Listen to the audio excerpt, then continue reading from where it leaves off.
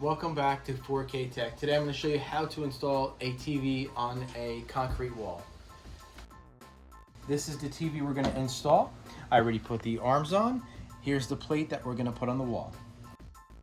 These are the supplies you're going to need for the installation. You're going to need Tapcons, 1/4 and 1 1/4 Tapcons. I put washers on them. You're only going to need 2 for this installation for this plate. You're going to need 5/16 driver. Okay, you're also going to need a 3/16 Mason drill bit. Most of them come with it in the box here. You're going to need a tape measure and a level, and of course the drill.